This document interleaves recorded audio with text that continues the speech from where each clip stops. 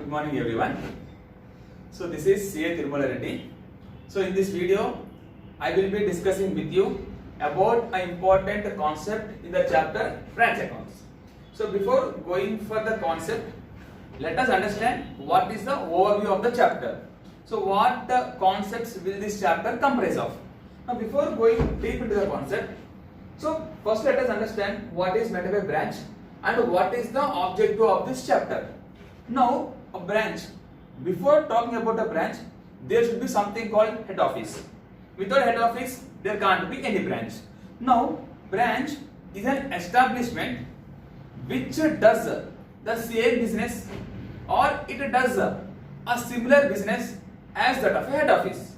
So what business this head office is doing, same business will be done by this branch, or it does similar business as that of a head office.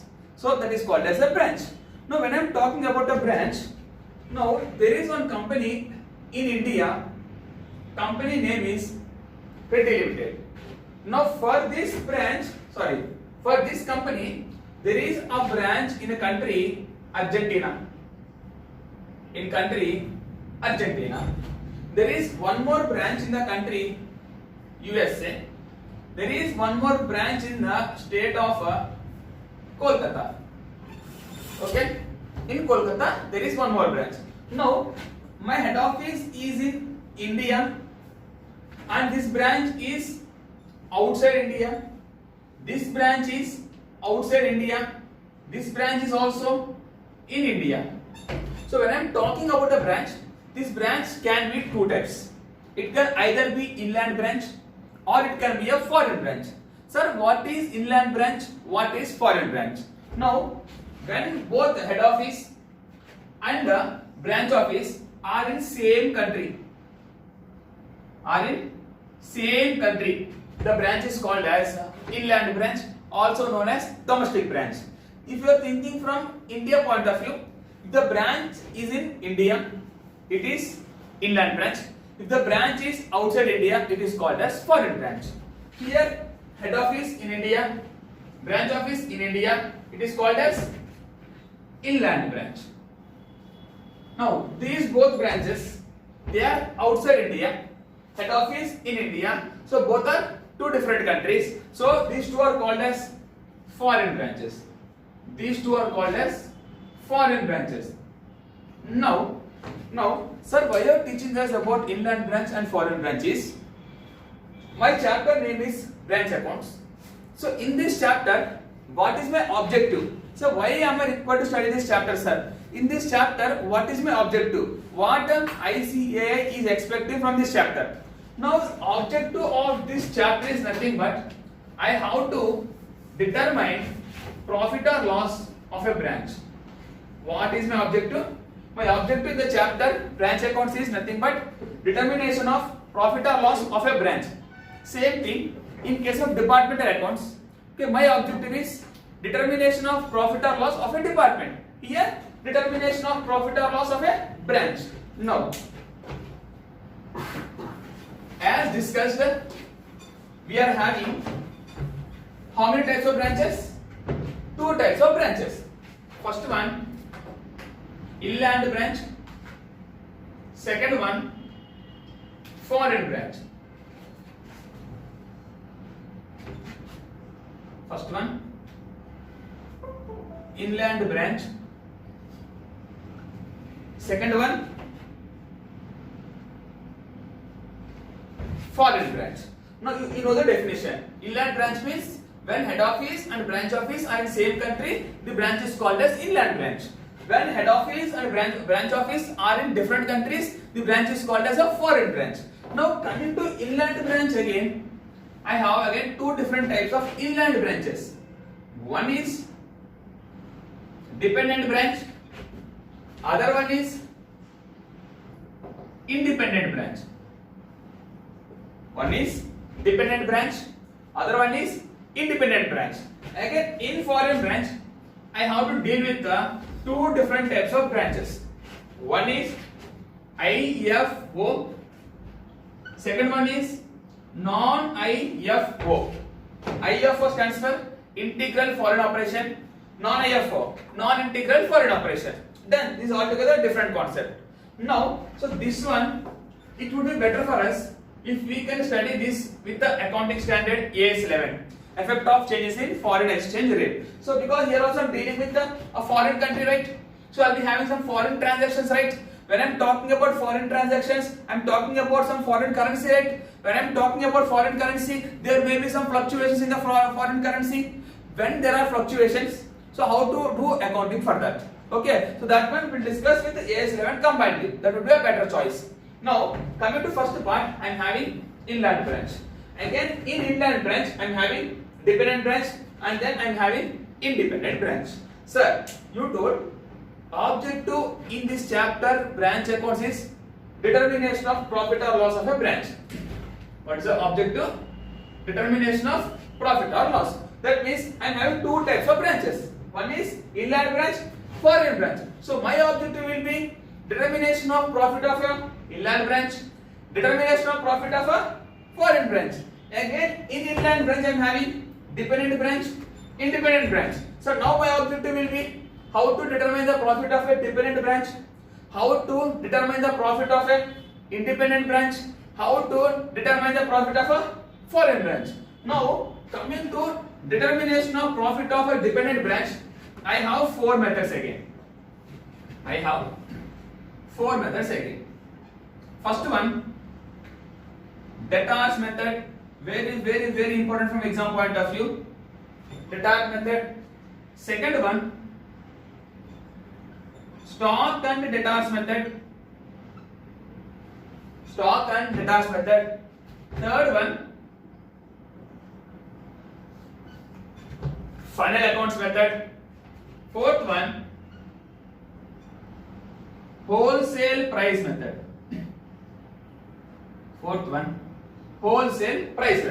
Now this is the overview of entire branch accounts. Then now in independent branch it is very easy indeed. So we have discussed the concept of final accounts in foundation. See, if you are aware of preparation of final accounts, so the concept of independent branch is that easy. So along with preparation of final accounts, we will be getting something called rectification entries. We will be getting some other concept called rectification of entries. So there will be some mistakes in accounting. It may be in branch books or head office books. We have to rectify those entries. Then now coming to chapter overview, types of branches. My objective is determination of branch profit or loss. Now I have to deal with the how to determine the profit of a dependent branch under debtors method, concept number 1. Stock and debtors method, concept number 2. Final accounts method, concept number 3. Wholesale price method, concept number 4. Here final accounts, concept number 5. Rectification entries, concept number 6. And determination of a profit of a foreign branch, concept number 7. So we have to deal with the 7 concepts to complete this entire chapter. Now in this video, I will be discussing with you the concept of debtors method. So when I am talking about debtors method, I am talking about a dependent branch. Now before going for debtors method, I have to talk about something called what is a dependent branch. Now to discuss about what is a dependent branch, simultaneously I will be discussing about the definition of independent branch also. Very easy. Now we'll discuss the definition of both of these and then we'll go for debtors method. Now I'm talking about a inland branch.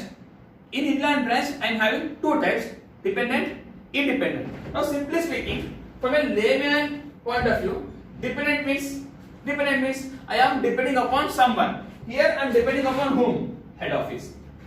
Dependent means I am depending upon someone. I am taking the help of someone. Who is the someone here? Head office. That means a branch which depends upon head office. For what purpose? Don't say for the purpose of money only. Absolutely wrong. Not for the purpose of money. For the purpose of maintenance of books of accounts. Let me back again. When I am talking about inland branch, I have two types. Dependent branch, independent branch. The name signifies dependent branch means it is depending upon someone. It is taking help of someone. Who is that someone here? Head office. What help it is taking? Help of money? No. It is taking the help from head office. For what purpose? Maintenance of books of accounts. That means a dependent branch is an inland branch which depends upon head office for maintenance of books of accounts of branch transactions. Whose transactions? Branch transactions. So this branch, it is doing business in this year. That transactions would be recorded in the books of accounts by head office. So I am depending upon head office for the purpose of maintenance of books of accounts for my transactions. I am called as dependent branch. I am called as dependent branch. So what is independent branch?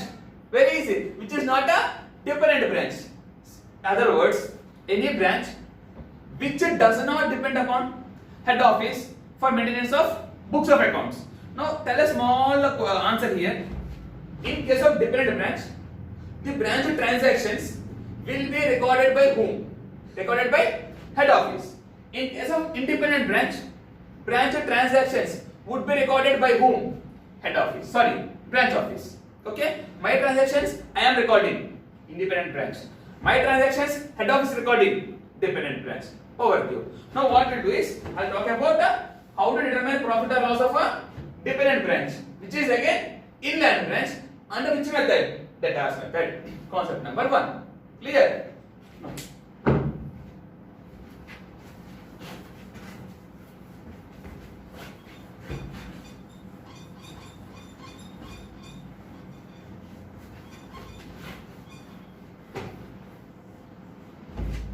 To summarize, I am here. I am in the chapter branch accounts. I am dealing about inland branch. In inland branch, I am talking about dependent branch. In dependent branch, I am talking about the debtors method. I am talking about the debtors method. So when I am talking about debtors method, you should analyze that I am talking about the determination of profit or loss of a dependent branch. So when I am talking about dependent branch, I already told you that in case of dependent branch, the transactions of the branch would be recorded by a head office, not by branch. So when I am talking about debtors method, so under debtors method, I have to determine my profit or loss. Now who will determine this profit or loss? Is it a branch or is it head office? Who determines? Determined by head office, because books of accounts are maintained by head office, not by branch. So when I am talking about debtors method, all these transactions, okay, this part is done whose books of accounts? Head office books of accounts, because it is a dependent branch. Now, sir, how to determine my profit or loss under debtors method? Under debtors method. Under debtors method. Now, again here we have to talk about two methods. Talk about two methods. Now, when I am talking about a branch office, it will automatically be under the control of a head office. Now, basically what happens is, this head office, it sends goods to branch office, and this branch office, it makes sales, earns some profit. That profit, it will remit to head office. Then everyone. So when I am talking about a branch, there will definitely be a head office. Now what head office does is, head office sends goods to branch office. Head office sends goods to branch office, and this branch office, it will make outside sales. By making outside sales, it will earn something called profit. It earns something called profit, and this profit, it will remit to head office. Now here, look at this transaction where head office sending goods to branch office. When I am talking about the transfer of goods, now this transfer can be at three prices. Saying head office sends goods to branch office. When head office sending goods to branch office, this head office should charge some price, right? What price it will charge means, it can charge cost price, it can charge cost plus some profit margin, or it can charge something called wholesale price. It can charge something called wholesale price. When the head office sending goods to branch office, these goods can be transferred either at cost price, either at cost plus profit, or wholesale price. Now, for a dependent branch, I told we have four methods. First method, debtors method. Second method, stock and debtors method. Third method, final accounts method.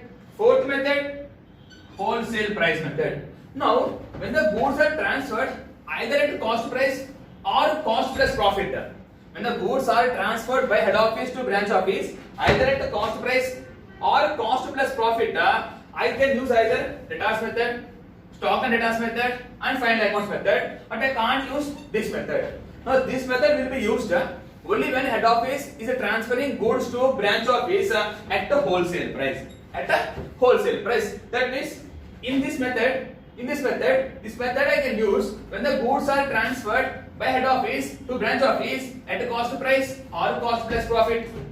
This method same, cost or cost plus profit. Final accounts method, cost or cost plus profit. Now I am talking about the debtors method, right? That means again debtors method, it can be either at cost price or cost plus profit. Now our target is how to solve the problem, how to compute profit under this method when the goods are transferred at cost price, when the goods are transferred at cost plus profit. Again, even though this is a single method, we have to learn again two concepts. One is debtors method where the goods are transferred by head office to branch office at cost price. Debtors method where the goods are transferred by head office to branch office at cost plus profit. Two methods. But if you know this is very easy. Then just the extra entry. Here we have to learn how to prepare here, how to compute profit here. So for this, if you want one extra adjustment, this part is done. Okay. So now we talk about the debtors method when the goods are transferred at the cost price. Just 2 or 3 logics only. Just 2 or 3 logics, you will be able to do all the problems. Very easy, very easy.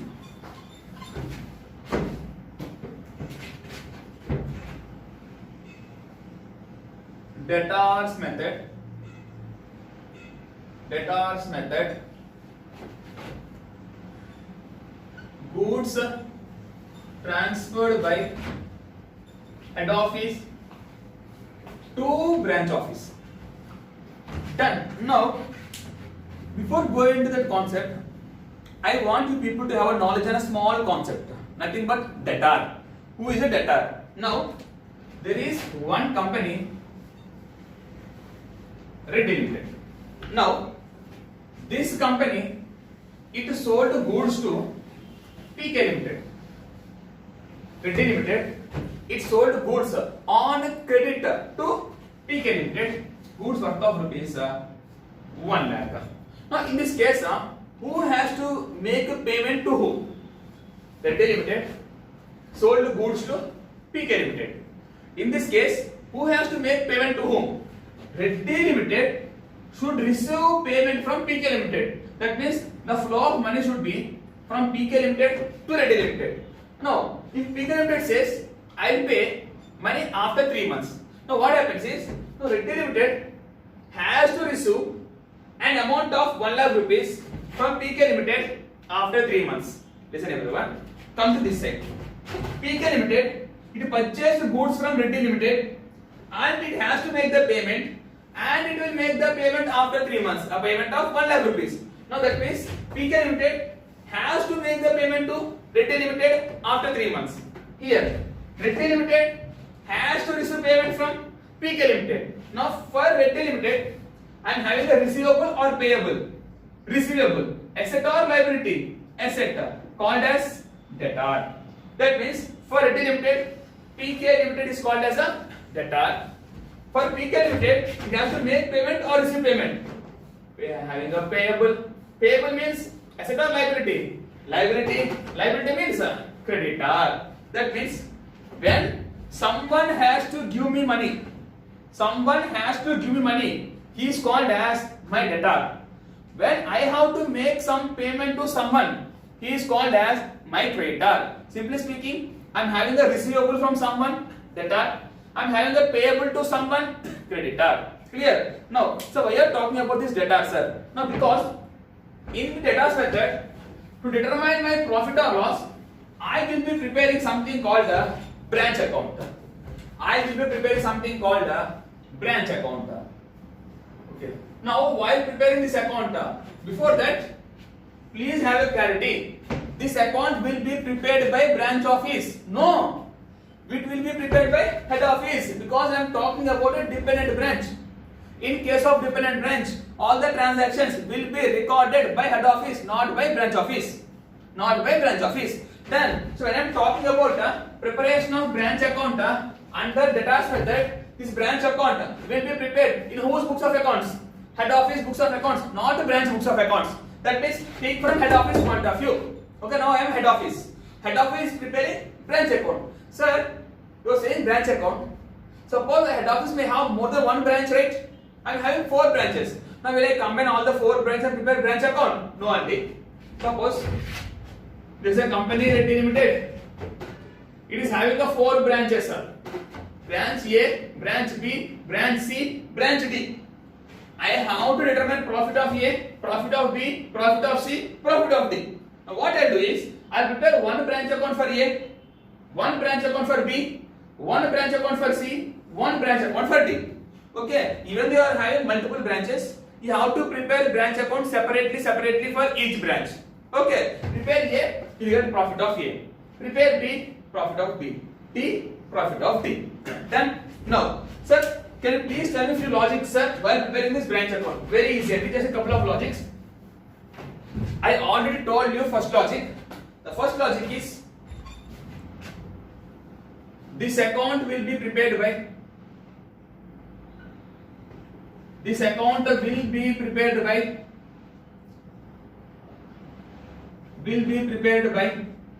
head office. Will be prepared by head office. Second logic. Now, while preparing this account, head office assumes that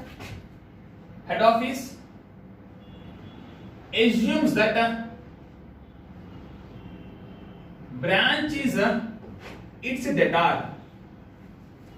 Branch is debtor. So what do you mean by that, sir? So now I am preparing branch account, right? The head office is assuming that branch is its debtor. That means, simply speaking, it is similar to debtor account with little modifications. Simply equal to debtors account. Similar to debtors account. Now, can you please tell me few transactions in debtor account? Simply speaking, I have opening balance on debit side. Asset na debit side. Closing balance credit side. When I am making further sale of goods, debtor balance will increase. When he makes the payment, decrease. I am giving discount, decrease. Allowance, decrease. Bad debts, decrease. Now, when I am talking about a branch account, this branch account will be prepared by head office, and while preparing that account, head office assumes that the branch is its debtor. Simply speaking, head office is preparing its debtor account. Now, tell me, head office, branch, head office is preparing this debtor account. Now, which transactions will be recorded? Be careful again. Head office, it's preparing branch account, assuming that branch is its debtor. So, when I am talking about the branch account, I will be recording only those transactions which take place between head office and branch office. I won't record here in this account. I won't record any transactions which takes place between head office and outside person. I won't record those transactions which are taking place between branch office and outside person. I will be recording only those transactions which take place between head office and branch office. That's it. Okay, head office, outside person, don't record. Branch, outside person, don't record. Record only those transactions between head office and branch office, assuming that for head office, branch is debtor. Branch is debtor. Third logic is, here we record only those transactions. We record only those transactions which take place between head office and branch office. Now, if you are clear with these 3 logics, this account is very easy. First logic, this account will be prepared by head office. Head office assumes branch as my debtor, and I will be recording only those transactions taking place between head office and branch office. Now, branch account, nothing but debtor account. So, initially I will be having opening balance. So, debtor na opening balance on debit side. Now, head office transfers goods to branch office na. Head office may transfer goods to branch office. Head office may transfer asset to branch office. Head office may transfer cash to head office or to branch office. That means not only goods get transferred, sometimes assets get transferred, sometimes cash gets transferred, sometimes goods also. Simply speaking, here I may have opening balance not only goods only, not only stock. I may have assets, I may have petty cash, I may have petty cash, I may have my own debtors also. My own debtors means branch debtors. Okay, generally debtor will be having only one debtor balance. Here head office transfers to branch office goods, assets, cash, everything. So instead of having only one opening balance, I may have a combination of all these opening balances. What are they? Stock, asset, petty cash, debtor. Whose debtors? Branch own debtors. Next, when I am having these as opening balance, what will I have as closing balances? Same thing. Buy balance, carry down. What now I have? First one, stock. Second one, assets. Third one, petty cash. Fourth one, own debtors. Then done with opening balance and closing balance. Now what are the transactions? Now understand this logic. Understand this logic. Which transaction I record here? Only transaction between head office and branch office. When I am talking about transactions between head office and branch office, before recording here, whether on debit side or on credit side, first we have to see whether it is in between head office and branch office or not. If it is not between head office and branch office, ignore the transaction. So if it is between head office and branch office, and then analyze on debit side or credit side. Debtor account na, if debtor balance is tended to increase, debit side. If debtor balance tend to decrease, credit side. Nothing but head office is giving some cash to branch office, giving some goods to branch office, giving some asset to branch office. Nothing but my balance is still increasing, debit side. Branch office, it is returning the goods, returning cash, returning asset, credit side. That's it. So only 2 points to be remembered. First one, whether the transaction is between head office and branch office or not.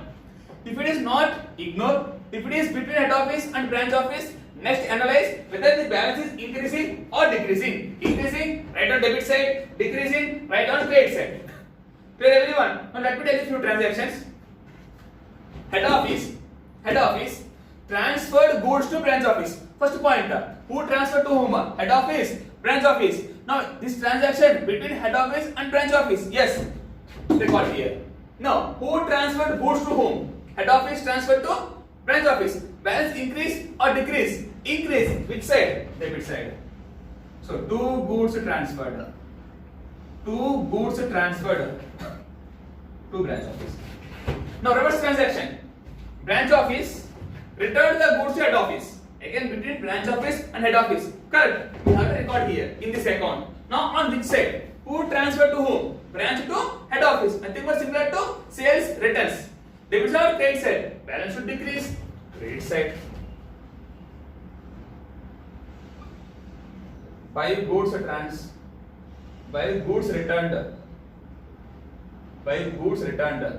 From branch office.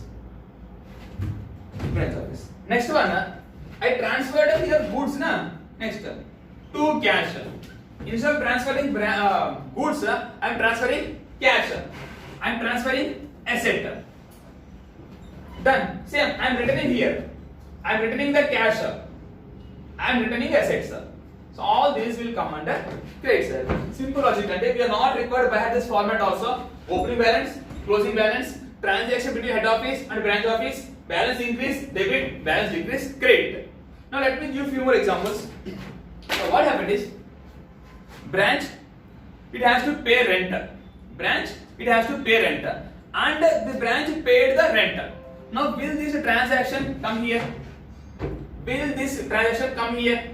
No, it won't come, Andy. It won't come, because I told first of all we have to apply the logic saying whether the transaction is between head office and branch office or not.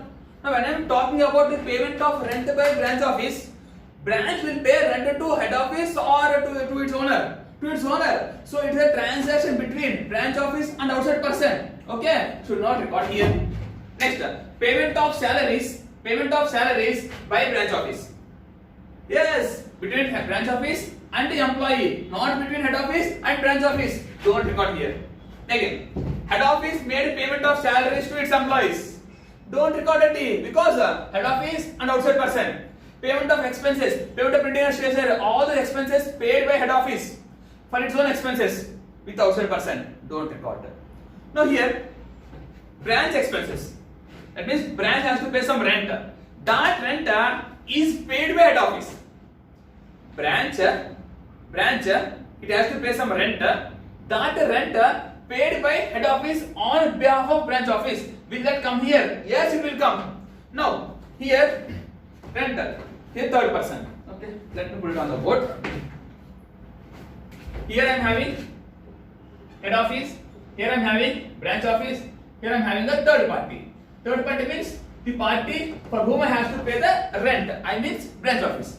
Now, branch has to pay a rent of 10,000 to third party. But branch is not having the money. What it has done is it automatically paid directly to third party. It paid directly to third party. On whose behalf? Branch office behalf. So what happens is it is nothing but the head office is giving some loan of 10,000 rupees to branch office. Correct? Instead of giving to branch office and the branch paid to third party, it directly paid to third party. It simply means this fellow gave some amount of 10,000 to branch office and in future branch office has to return back the amount.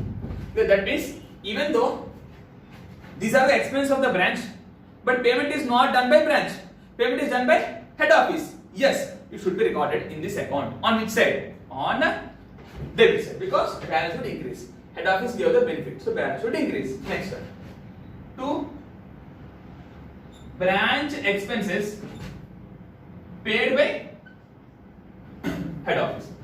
Paid by head office. Now few more transactions. Branch, it made sale to outside person. Cash sale. No, don't record outside person kadandi. Don't record. Next, branch made credit sale. Anything sale with third party, not head office. Don't record. Next, now branch made a credit sale. Yes, na? Branch made a credit sale. So that fellow has to make payment to branch. Again, branch made a credit sale to a third party. Now, in future, this fellow has to make the payment to branch now. Now, in future, this fellow directly made the payment to head office. This fellow directly made the payment to head office. Now, will that come in this account? Yes, it will come because this amount which is third party paid to head office, it is not head office payment. It is a branch payment. Branch has to receive that amount, but this fellow directly paid to head office. That means, simply speaking, this fellow has to pay to this fellow, and a branch has to pay to head office. Instead of doing that double entry, instead of doing that more transactions, directly paid to third party. We'll assume that branch has paid to head office. Then which side? Credit side. So this side by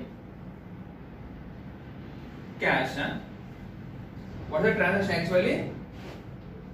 Branch office debtors made direct payment. In exam, don't like this, just for reference, I'm writing like this. Branch office debtors made direct payment to head office. It comes on credit side. So now here I gave you an overview of a branch account and a debtors method. And I told you there will be two methods. One is when the goods are transferred by head office to branch office. It can be at cash price. It can be at a cost price. It can be at a cost plus profit. Now same thing, if you follow this as it is, okay, that is called as cash price method. So that is called as cost price method. Called as cost price method. If the goods are transferred at a cost plus profit, the goods are transferred at a cost plus profit. In that case, what happens is here two balance brought down. Assets, no change. Petty cash, no change. Debtors, no change. Listen everyone. This one I have prepared assuming that the goods are transferred by head office to branch office at cost price. Now here I write a stock at cost price. Here everything. The goods transferred to branch office at the cost price. All this. Again here by goods returned to from branch office at the cost price. Everything at cost price only under cost price method. Now when I am talking about cost price plus profit, for this I am doing little modifications. Sir, where will those modifications come, sir? Sorry. Those modifications will come only in case of stock. Opening stock. Here, earlier wrote cost. Now write cost plus profit called as invoice price.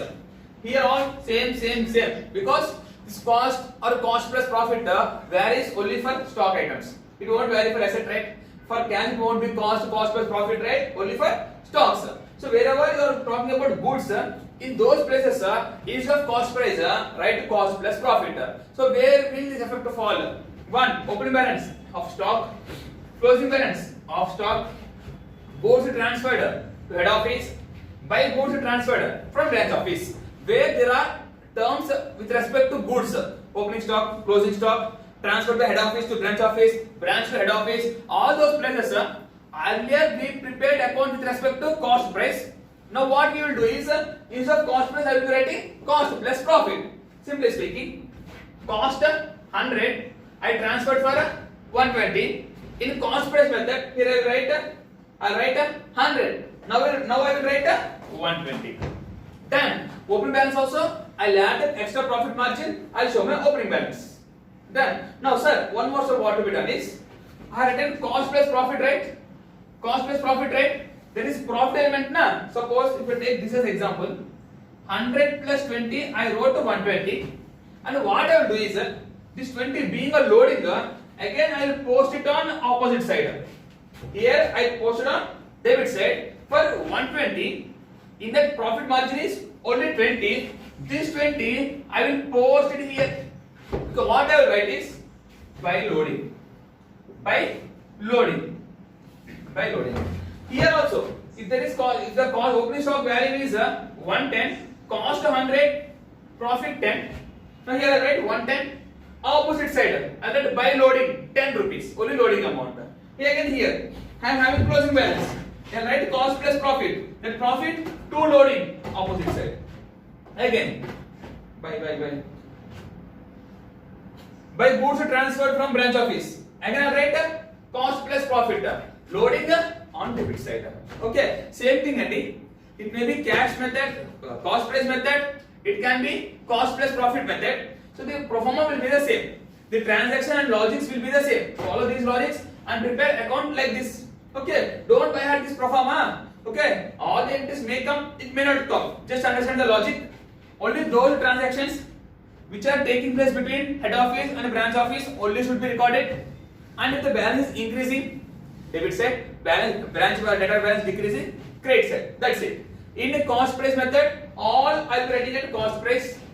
In case of cost plus profit method, all the stock items I will write at the cost plus profit. I will write the loading on the opposite side. That's it, Andy. Okay. So with this concept, sometimes what happens in exam, he may not give this closing balance directly. So 1 or 2 items he may not do directly. So what we will do is, we will prepare some working notes. Sir, what working notes, sir? He is not giving by goods and return to branch office. I will preparing stock account. Sometimes he may not give he may not give debtors closing balance. I will prepare debtors account. He may not give what is the amount transferred from debtors to the branch office.